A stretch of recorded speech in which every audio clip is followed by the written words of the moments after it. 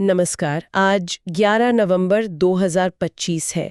आज हम आपके लिए लाए गए स्रोतों से मतलब खबरों और विश्लेषणों से जरूरी जानकारी निकालने की कोशिश करेंगे। जी। दिल्ली में एक बड़ी घटना हुई है।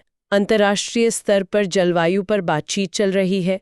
विज्ञान में भी नई खोजें हैं, काफी कुछ है आज। हाँ बिल्कुल, आज का दिन खबरों के लिहाज से काफी अहम लग रहा है। चलिए तो सबसे पहले राष्ट्रीय राजधानी चलते हैं। एक बहुत ही चिंताजनक खबर आई है वहां से। सोमवार शाम को दिल्ली में लाल किले के पास एक कार में जोरदार धमाका हुआ। हाँ, ये खबर वाकई परेशान करने वाली है। जो शुरुआती जानकारी मिल रही है उसमें कम से कम 9 लोगों की मौत हुई है और 20 से ज्यादा लोग घायल बताए जा रहे हैं। और ये धमाका शाम के वक्त हुआ, करीब 7 बजे। जी, और रिपोर्ट्स के मुताबिक ये एक धीमी गति से चल रही कार में हुआ जो शायद लाल बत्ती पर रुकी हुई थी। हाँ, और ये भी पता चला है कि जिस व्यक्ति के नाम पर ये कार रजिस्टर थी उसे गुरुग्राम से हिरासत में ले लिया गया है। अच्छा। केंद्रीय गृह मंत्री अमित शाह का बयान आया है कि सभी संभावनाओं की जांच हो रही है। वो अस्पताल भी गए थे घायलों से मिलने। धमाका इतना जबरदस्त था कि कहते हैं 3 किलोमीटर दूर तक आवाज गई और शव भी बुरी तरह जल गए थे। पहचानना मुश्किल था। ये बहुत ही गंभीर बात है। दिल्ली पुलिस कमिश्नर सतीश गोलचा उन्होंने भी यही कहा है कि विस्फोट उसी कार में हुआ है जो रुकी हुई थी। अब तो कई एजेंसियां जांच में लग गई हैं ना? बिल्कुल, फोरेंसिक वाले, एनआईए यानी राष्ट्रीय जांच एजेंसी, एनएसजी के कमांडोज सब शामिल हैं। प्रधानमंत्री मोदी ने भी स्थिति का जायजा लिया है और पूरे देश में अलर्ट जारी किया गया। विपक्ष जाहिर है सवाल उठा रहा है। कांग्रेस अध्यक्ष खड़गे, राहुल गांधी, तेजस्वी यादव, केजरीवाल, अखिलेश यादव, ओवैसी, लेफ्ट पार्टियां सबने गहन जांच और सुरक्षा में चूक पर जवाबदेही की मांग की है। हाँ, ये तो होना ही था। देखिए, ये घटना सिर्फ हताहतों की वजह से गंभीर नहीं है। असल बात यह है कि ये धमाका दिल्ली के इतने हाई सिक्योरिटी जोन में लाल किले के पास कैसे हो गया। ये सुरक्षा पर बहुत बड़ा सवाल है। सही कहा। जैसा गृह मंत्री ने भी कहा, अभी एनआईए और एनएसजी की रिपोर्ट्स का इंतजार करना होगा कि ये असल में था क्या, लेकिन जांच बहुत गहराई से करनी होगी, हर एंगल से। चलिए अब जरा आगे बढ़ते हैं। कुछ कानूनी और नीतिगत मामलों पर बात करते हैं। सुप्रीम कोर्ट ने महिलाओं के प्रतिनिधित्व पर एक अहम टिप्पणी की है। हाँ, ये मैंने भी देखा।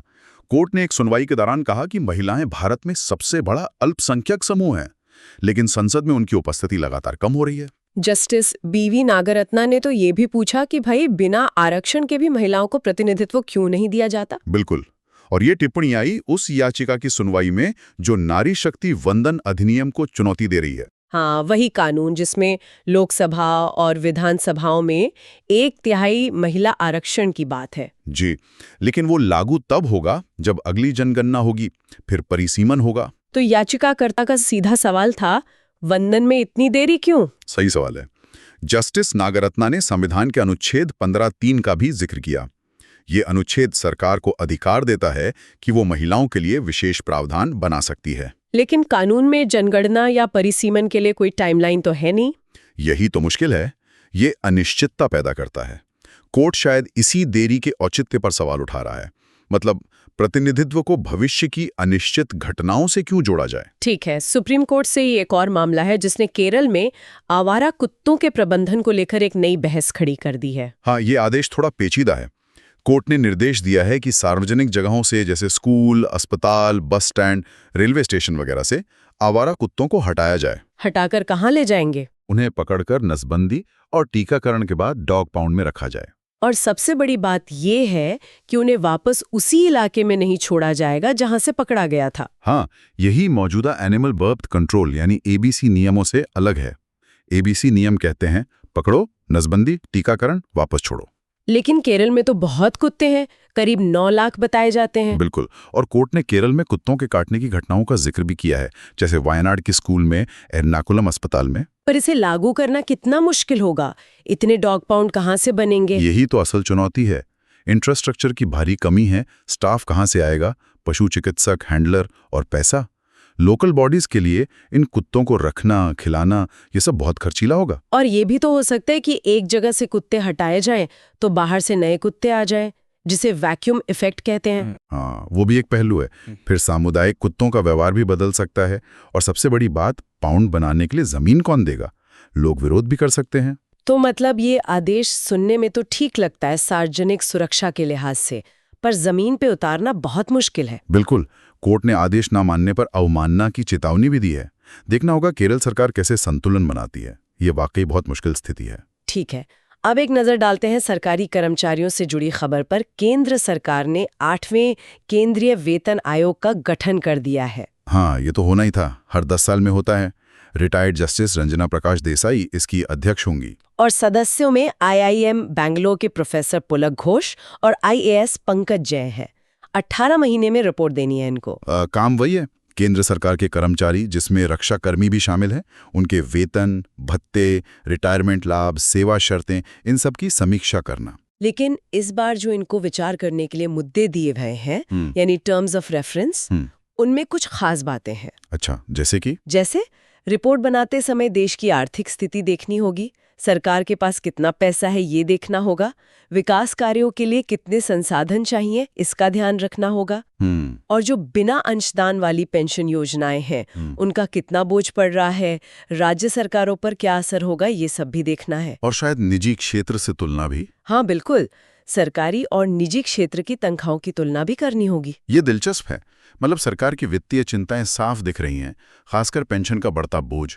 अनुमान है कि 2025-26 में ये करीब 2.76 लाख करोड़ रुपए हो सकता है। और निजी क्षेत्र से तुलना वाला मुद्दा हमेशा अहम रहता है। जी, खासकर टॉप लेवल पर अच्छे लोगों को सरकारी नौकरी में लाना और बनाए रखना एक चुनौती है। अक्सर कहते हैं कि एंट्री लेवल पर सरकारी सैलरी ठीक है, पर ऊपर जाते जाते निजी क्षेत्र से काफी कम रह जाती है। पिछले वेतन आयोग में क्या अनुपात था? 7वें वेतन आयोग में सबसे ऊंचे और सबसे निचले पद के वेतन का अनुपात करीब 1.1-2.5 था। देखना होगा ये आयोग इन सब चीजों में कैसे संतुलन साधता है। चलिए अब टेक्नोलॉजी की दुनिया में चलते हैं, जहां कानून का भी दखल हो रहा है। सुप्रीम कोर्ट में एक याचिका आई है आर्टिफिशियल इंटेलिजेंस यानी AI के इस्तेमाल को लेकर। हाँ, ये जनरेटिव AI जैसे ChatGPT वगैरह के बारे में है। याचिका में चिंता जताई गई है कि इनका इस्तेमाल न्यायिक कामों में बिना सोचे समझे ना हो। क्यों, क्या खतरा है? खतरा है कि ये AI कभी-कभी मतिभ्रम यानी हेलुसिनेशंस का शिकार हो जाते हैं। मतलब गलत या पूरी तरह से मनगढ़ंत जानकारी दे देते हैं। इससे नकली कोर्ट के फैसले या नकली रिसर्च तक बन सकती है। अरे बाप रे! और ये भी डर है कि AI मौजूदा पूर्वाग्रहों को और बढ़ा सकता है, क्योंकि वो उसी डेटा पर ट्रेन होता है जिसमें पूर्वाग्रह हो सकते हैं। तो याचिका में मांग क्या है? मांग है कि AI के इस्तेमाल के लिए नियम कानून बने, इसका उपयोग रेगुलेटेड हो, पारदर्शी हो, सुरक्षित हो और सबके लिए समान हो। क्योंकि अगर इसका इस्तेमाल बिना पारदर्शिता के हुआ तो ये संवैधानिक और मानवाधिकारों के लिए खतरा बन सकता है। ये बहुत ही महत्वपूर्ण मुद्दा है। जैसे जैसे AI हमारी जिंदगी का हिस्सा बन रहा है, उसके नियमन और नैतिक इस्तेमाल पर सोचना बहुत जरूरी है, खासकर न्यायपालिका जैसे संवेदनशील क्षेत्र में। स्वास्थ्य क्षेत्र से एक अच्छी खबर है, कॉर्निया प्रत्यारोपण के नियम कुछ आसान किए गए हैं। हाँ, ये अच्छी पहल है। स्वास्थ्य मंत्रालय ने नियमों में बदलाव किया है। अब कॉर्निया ट्रांसप्लांट सेंटर के लिए क्लिनिकल स्पेकुलर माइक्रोस्कोप रखना अनिवार्य नहीं होगा। इससे क्या फायदा होगा? इसका मकसद है कॉर्निया दान और ट्रांसप्लांट को बढ़ावा देना। खासकर छोटे शहरों और ग्रामीण इलाकों में जो केंद्र हैं, उनके लिए ये महंगा उपकरण जुटाना एक बड़ी चुनौती थी।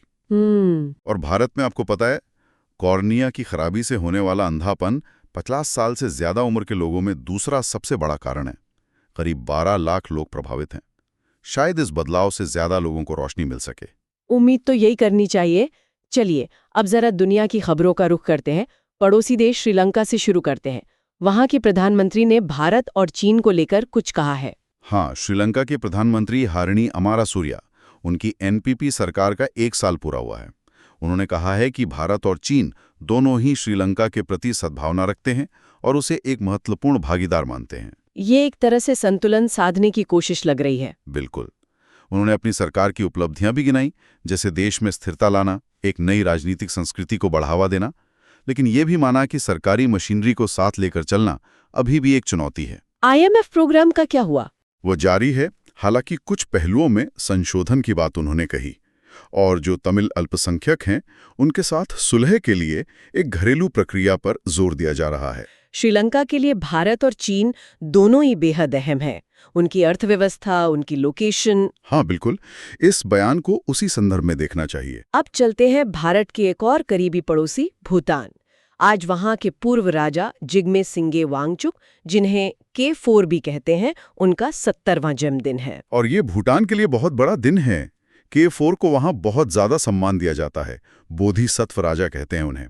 1972 से 2006 तक उन्होंने शासन किया, देश को आधुनिक बनाया और फिर स्वेच्छा से गद्दी अपने बेटे यानी वर्तमान राजा K5 को सौंप दी। प्रधानमंत्री नरेंद्र मोदी भी इस मौके पर थिम्फू पहुंचे हैं। जी हाँ, K4 का भारत के साथ रिश्ता हमेशा बहुत मजबूत रहा है।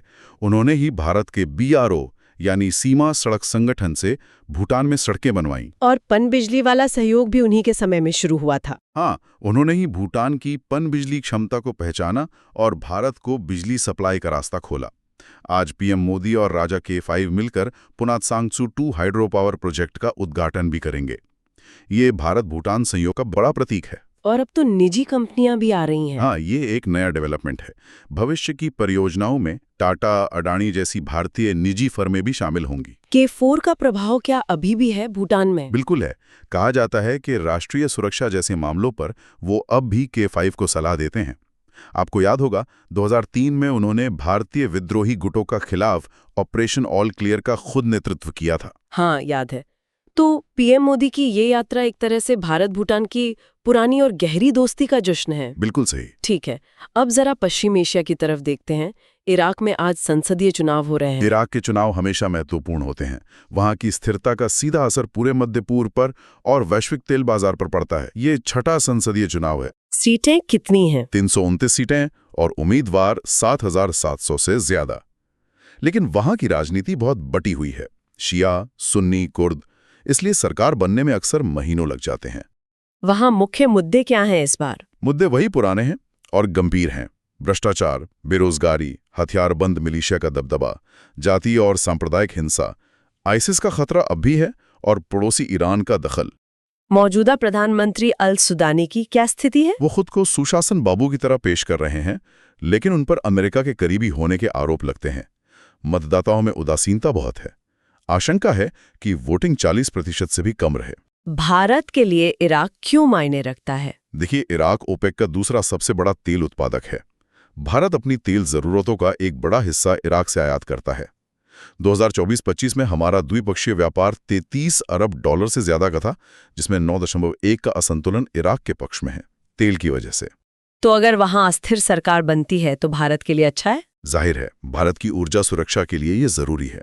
चुनाव के बाद जो भी सरकार आए, भारत को इससे उच्च स्तर पर फिर से जुड़ना चाहिए और संबंधों को संतुलित करने की कोशिश करनी चाहिए। ठीक है, एक और रक्षा सहयोग की खबर है। भारत और वियतनाम अपने रिश्ते और मजबूत कर रहे हैं।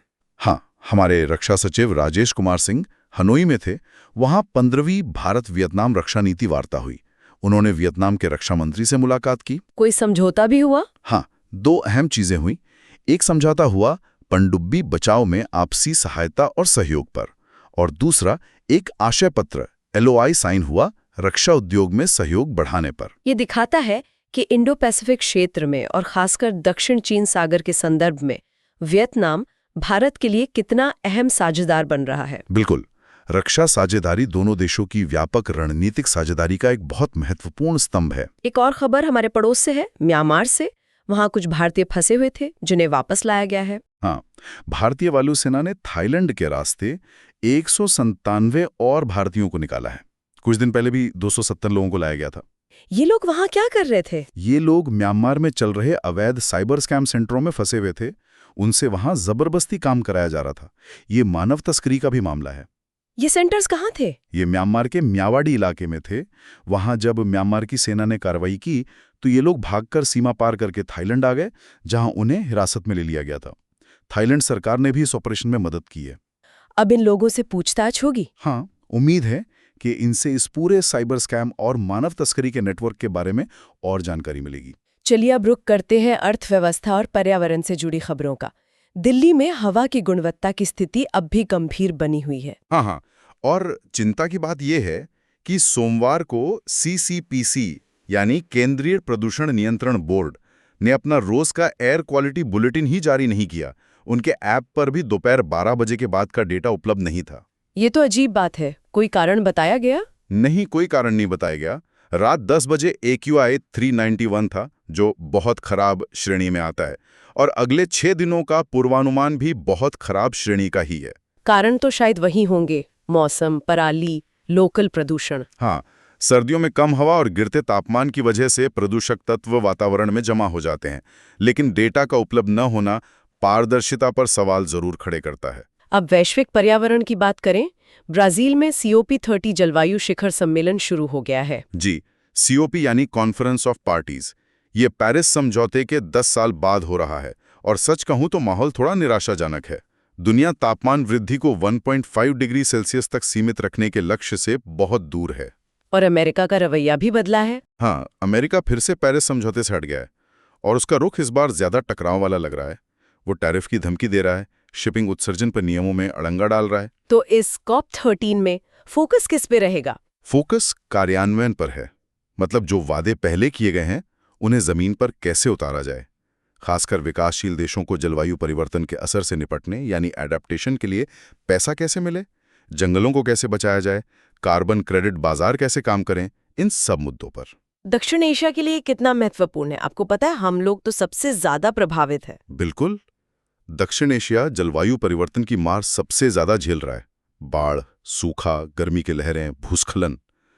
एक विश्लेषण मैंने पढ़ा, उसमें दक्षिण एशिया की 5 मुख्य चिंताएं बताई गई हैं। क्या है वो? पहली, वादों और जमीनी हकीकत में भारी अंतर। दूसरी, एडेप्टेशन यानी अनुकूलन को उतनी अहमियत नहीं मिल रही जितनी मिटिगेशन यानी उत्सर्जन कम करने को। तीसरी, विकसित देशों पर भरोसे की कमी क्योंकि वो अपने वादे पूरे नहीं करते। और चौथी, जलवायु वित्त। जो पैसा मिलना चाहिए वो पर्याप्त नहीं है, समय पर नहीं मिलता और अक्सर कर्ज के रूप में आता है। और पांचवी, गैर सरकारी संस्थाओं, समुदायों की भूमिका को और मजबूत करने की जरूरत है। तो निष्कर्ष क्या है? निष्कर्ष ये है कि इस कॉप में भरोसा तभी बनेगा जब वादों पर अमल होगा। डिलीवरी ही यहाँ असली मुद्रा है। आपसी सहयोग और कार्यान्वयन की सख्त जरूरत है। दुनिया में बढ़ती असमानता पर भी एक रिपोर्ट आई है जो काफी चिंताजनक तस्वीर पेश करती है। हाँ, ये वैश्विक असमानता रिपोर्ट है। ये बताती है कि दुनिया के 83% देशों में, जहां दुनिया की 90% आबादी रहती है, आय की असमानता बहुत ज्यादा है।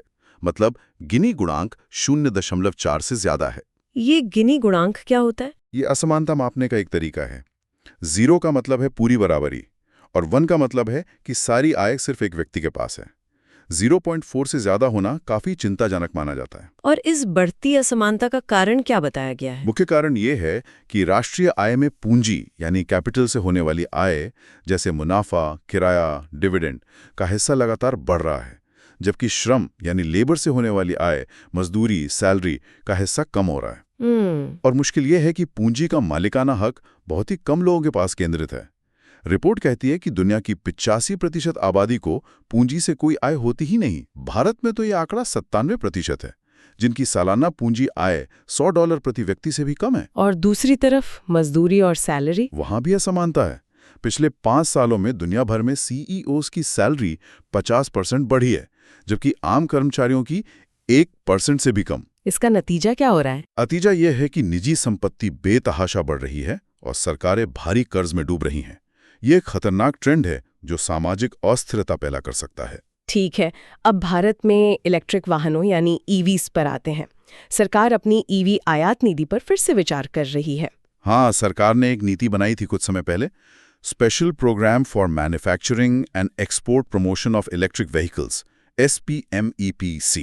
उसमें क्या था? उसमें यह था कि अगर कोई विदेशी कंपनी भारत में EV बनाने के लिए कम से कम 4,150 करोड़ रुपए का निवेश करती है, तो उसे 8,000 गाड़ियां रियायती शुल्क यानी सिर्फ 15% ड्यूटी पर आयात करने की इजाजत मिलेगी। अभी ये ड्यूटी 70 से 100% तक है। लेकिन किसी ने अप्लाई नहीं किया? नहीं, अक्टूबर की डेडलाइन तक कोई आवेदक नहीं मिला। क्यों? क्या वजह हो सकती है? एक अंदाजा ये है कि शायद कंपनियां भारत और यूरोपीय संघ के बीच जो फ्री ट्रेड एग्रीमेंट FTA की बातचीत चल रही है, उसके नतीजों का इंतजार कर रही हैं। हो सकता है उसमें आयात पर और रियायतें मिल जाएं। तो अब सरकार क्या कर रही है? अब सरकार ने ऑटो इंडस्ट्री से इस नीति पर फिर से सुझाव मांगे हैं। उन्हें 3 हफ्ते का समय दिया गया है। देखना होगा कि इस नीति में क्या बदलाव होते हैं। रोजगार के कुछ नए आंकड़े भी आए हैं जुलाई-सितंबर 2025 तिमाही के। हाँ, लेबर फोर्स सर्वे के नतीजे हैं। इसमें कुछ मिली-जुली तस्वीर है। अच्छी बात यह है कि ग्रामीण इलाकों में बेरोजगारी दर 15 साल से ऊपर थोड़ी घटी है, 4.8% से 4.4% हो गई है। और शहरों में? शहरों में थोड़ी सी बड़ी है। पुरुषों में 6.1% से 6.2% और महिलाओं में 8.9% से 9.0% हो गई है। लेकिन कुल मिलाकर देश में बेरोजगारी दर 5.4% से घटकर 5.2% हुई है। काम करने वाले लोगों की क्या स्थिति है? देश में कुल 56.2 करोड़ लोग 15 साल से ऊपर नियोजित हैं। गांवों में ज्यादातर लोग करीब 63% स्वरोजगार में हैं और उसमें भी खेती करीब 58% प्रमुख है।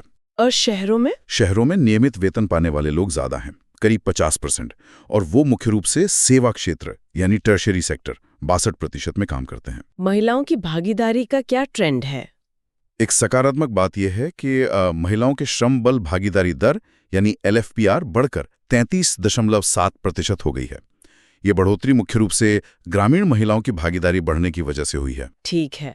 आखिर में बांग्लादेश से एक खबर है जो पर्यावरण और मानवीय संकट दोनों से जुड़ी है।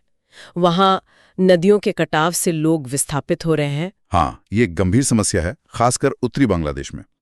ब्रह्मपुत्र, तिस्ता, धरला जैसी नदियां अपनी किनारे काट रही हैं, जिससे सैकड़ों परिवार बेघर हो गए हैं। ये लोग अक्सर चर यानी नदी के बीच बने अस्थायी टापुओं पर रहते हैं, जहां जीवन बहुत अनिश्चित होता है। क्या इसे जलवायु परिवर्तन से जोड़ा जा रहा है? हाँ, बिल्कुल। माना जा रहा है कि हिमालय के ग्लेशियर पिघलने और मानसून के पैटर्न में बदलाव की वजह से नदियों का बहाव अनियमित हो गया है, जिससे कटाव बढ़ रहा है। विश्व बैंक का तो अनुमान है कि 2050 तक बांग्लादेश का हर 7वां व्यक्ति जलवायु आपदाओं के कारण विस्थापित हो सकता है। ये तो बहुत ही भयावह तस्वीर है। क्या इसके लिए कुछ किया जा रहा है? कुछ स्थानीय प्रयास हो रहे हैं, जैसे नदी के किनारों को मजबूत करने के लिए जियो बैग लगाना या ऊंची जगहों पर गांव बसाना। लेकिन इस समस्या का पैमाना इतना बड़ा है कि इसके लिए बड़े पैमाने पर अंतर्राष्ट्रीय समर्थन और जलवायु वित्त की जरूरत है। वाकई। चलिए अब कार्यक्रम के आखिरी हिस्से में चलते हैं, विज्ञान और तकनीक की दुनिया। एक बहुत ही दिलचस्प खोज हुई है चुंबकत्व की एक तीसरी किस्म। हाँ, ये काफी रोमांचक है। इसे अल्ट्रामैग्नेटिज्म कहा जा रहा है। अब तक हम मुख्य रूप से 2 तरह के चुंबकत्व जानते थे। फेरोमैग्नेटिज्म, जैसे आम चुंबक होते हैं जिनका बाहरी चुंबकीय क्षेत्र होता है, और एंटी फेरोमैग्नेटिज्म, जिनका कुल बाहरी चुंबकीय क्षेत्र 0 होता है। तो ये अल्ट्रामैग्नेटिज्म इन दोनों से कैसे अलग है? देखिए, बाहर से देखने पर यानी मैक्रोस्कोपिक लेवल पर ये एंटी फेरोमैग्नेट जैसा ही है। इसका कोई बाहरी चुंबकीय क्षेत्र नहीं होता। ये अच्छी बात है क्योंकि इससे डिवाइसेस को और छोटा और सघन बनाया जा सकता है, बिना एक दूसरे के मैग्नेटिक फील्ड में दखल दिए। लेकिन अंदर से अलग है। हाँ, अंदरूनी तौर पर इसकी इलेक्ट्रॉनिक संरचना फेरोमैग्नेट जैसी जटिल है। इसमें परमाणुओं के स्पिन, जो एक तरह का उनका आंतरिक कोणीय संवेग है, एक खास जटिल तरीके से व्यवस्थित होते हैं। वो एक दूसरे के विपरीत होते हैं, लेकिन एक खास समरूपता, सिमेट्री के तहत। थोड़ा और आसान शब्दों में समझाएंगे? आसान भाषा में सोचिए कि ये एक ऐसा पदार्थ है जो बाहर से चुंबकीय नहीं लगता, लेकिन अंदर ही अंदर उसमें खास तरह की चुंबकीय व्यवस्था है। इसकी वजह से ये कुछ ऐसे गुण दिखा सकता है जो फेरोमैग्नेट में होते हैं, जैसे स्पिन स्प्लिटिंग। स्पिन स्प्लिटिंग मतलब कुछ दिशाओं में स्पिन अप वाले इलेक्ट्रॉनों और स्पिन डाउन वाले इलेक्ट्रॉनों के ऊर्जा स्तर अलग अलग होते हैं। और सबसे महत्वपूर्ण बात, ये बिना बाहरी चुंबकीय क्षेत्र के भी स्पिन पोलराइज्ड करंट ले जा सकता है। इसका फायदा क्या होगा? इसका सबसे बड़ा फायदा स्पिनट्रॉनिक्स नाम की टेक्नोलॉजी में हो सकता है। स्पिनट्रॉनिक्स में हम इलेक्ट्रॉन के चार्ज के साथ साथ उसके स्पिन का भी इस्तेमाल करते हैं डेटा स्टोर करने और प्रोसेस करने के लिए। अल्ट्रामैग्नेट से शायद ऐसे मेमोरी और लॉजिक डिवाइस बन सकते हैं जो आज के डिवाइस से बहुत छोटे, बहुत तेज, शायद टेराहर्ट्ज यानी THz स्पीड तक और ज्यादा ऊर्जा कुशल हों। ये तो क्रांति ला सकता है। क्वांटम कंप्यूटिंग में भी कोई फायदा? हाँ, क्वांटम कंप्यूटिंग में भी मदद मिल सकती है, क्योंकि इनमें चुंबकीय शोर कम होता है और इनमें विसंगत हॉल प्रभाव यानी अनॉमलस हॉल इफेक्ट भी देखा गया है, जिससे इनकी चुंबकीय स्थिति को बिजली से पढ़ना आसान हो जाता है। लेकिन चुनौतियां भी होंगी? बिल्कुल। अब ये शुरुआती दौर में है। अच्छी क्वालिटी के अल्ट्रामैग्नेटिक मटेरियल बनाना और उन्हें डिवाइसेस में इस्तेमाल करने लायक बनाना बड़ी चुनौती है, पर ये खोज मौलिक भौतिकी और भविष्य की तकनीक दोनों के लिए बहुत मायने रखती है। AI पर एक और बहस है जो शायद इसी से जुड़ी है, रिसर्च में पब्लिक और प्राइवेट सेक्टर की भूमिका। हाँ, ये मुद्दा भी आजकल काफी चर्चा में है। बात यह है कि AI में जो सबसे आगे की रिसर्च हो रही है और जो लोग कर रहे हैं, जैसे हाल के नोबेल पुरस्कार विजेता भी, उनका ताल्लुक अक्सर बड़ी टेक कंपनियों जैसे गूगल डीप माइंड से होता है। ऐसा क्यों? क्योंकि अत्याधुनिक एआई मॉडल बनाने के लिए जिस तरह की कंप्यूटिंग पावर, विशाल डेटा सेट और बड़ी इंजीनियरिंग टीमों की जरूरत होती है, वो संसाधन ज्यादातर इन्हीं बड़ी कंपनियों के पास हैं। तो इसमें चिंता की क्या बात है? चिंता यह है कि अक्सर शुरुआती रिसर्च जो नींव रखती है, वो सरकारी पैसे से विश्वविद्यालयों में होती है, लेकिन उसका जो अंतिम नतीजा होता है, शक्तिशाली मॉडल, कोड, डेटा, उसका नियंत्रण और फायदा कुछ गिनी चुनी निजी कंपनियों के पास चला जाता है। तो मांग क्या उठ रही है? तर्क ये दिया जा रहा है कि अगर रिसर्च में पब्लिक का पैसा लगा है तो उसके नतीजे भी पब्लिक डोमेन में उपलब्ध होने चाहिए, कोड, डेटा, मॉडल वेट्स, सब कुछ, ताकि दूसरे शोधकर्ता, खासकर पब्लिक इंस्टीट्यूशंस वाले, बिना किसी कॉर्पोरेट की इजाजत के उस काम को दोहरा सकें, परख सकें और आगे बढ़ा सकें। कुछ लोग तो ये भी कह रहे हैं कि बड़े कंप्यूटिंग संसाधनों को एक तरह की सार्वजनिक उपयोगिता, पब्लिक यूटिलिटी माना जाना चाहिए। ये ज्ञान के सृजन, उसके प्रसार और उसके व्यावसायीकरण के बीच का एक क्लासिक तनाव है। कैसे सुनिश्चित करें कि सार्वजनिक निवेश का लाभ सिर्फ कुछ कंपनियों तक सीमित न रह जाए, बल्कि व्यापक रूप से सुलभ हो? ये ओपन साइंस और रिसर्च के भविष्य के लिए एक बुनियादी सवाल है। और अंत में हम भारत में कंप्यूटर शिक्षा के एक महान प्रणेता प्रोफेसर वी राजारमन को याद करना चाहेंगे, जिनका हाल ही में निधन हो गया। हाँ, प्रोफेसर राजारमन का योगदान अविस्मरणीय है। उन्हें पद्म भूषण से भी सम्मानित किया गया था। उन्होंने 1960 के दशक में आईआईटी कानपुर में कंप्यूटर साइंस की नींव रखी, उस समय जब देश में इसके औपचारिक पाठ्यक्रम भी मौजूद नहीं थे। मैंने सुना है उन्होंने फोर्ट्रान प्रोग्रामिंग पर बहुत ही सुलभ किताब लिखी थी। बिल्कुल। 1968 में आई उनकी फोर्ट्रान की किताब शायद पहली सस्ती और आसानी से उपलब्ध किताब थी, जिसने हजारों भारतीय छात्रों और इंजीनियरों को प्रोग्रामिंग की दुनिया से परिचित कराया। उन्होंने कंप्यूटर साइंस में बीटेक और एमसीए जैसे पाठ्यक्रमों की शुरुआत में भी महत्वपूर्ण भूमिका निभाई। बाद में वो IISc बैंगलोर भी गए थे। जी हाँ, वहां उन्होंने सुपर कंप्यूटर शिक्षा और अनुसंधान केंद्र का नेतृत्व किया। भारत की आईटी क्रांति की नींव रखने वालों में उनका नाम हमेशा सम्मान से लिया जाएगा। एक सच्चे पथ प्रदर्शक थे वो। तो ये थी आज की कुछ प्रमुख सुर्खियां, और उन पर हमारी बातचीत हमारे पास उपलब्ध स्रोतों के आधार पर। दिल्ली की दुखद घटना से लेकर इराक के चुनावों, जलवायु परिवर्तन की गंभीर चुनौतियों और विज्ञान की नई संभावनाओं तक, दुनिया वाकई कितनी जटिल और तेजी से बदल रही है। हाँ, और आज की हमारी चर्चा में एक बात बार बार सामने आई, वो है ज्ञान और सही सूचना तक पहुंच का महत्व। चाहे वो महिलाओं के राजनीतिक प्रतिनिधित्व का मुद्दा हो, या केरल में आवारा कुत्तों के प्रबंधन की व्यावहारिक चुनौती, या एआई रिसर्च के भविष्य पर नैतिक बहस हो, या फिर प्रोफेसर राजारमन का शिक्षा को सभी तक पहुंचाने का अथक प्रयास। सही कहा। शायद आज के लिए सोचने वाली बात यही है कि इस सूचना प्रधान युग में हम ये कैसे सुनिश्चित कर सकते हैं कि सही और जरूरी ज्ञान सही समय पर सभी तक पहुंचे, ताकि हम सब मिलकर इन बढ़ती हुई जटिल चुनौतियों का सामना ज्यादा प्रभावी ढंग से कर सकें।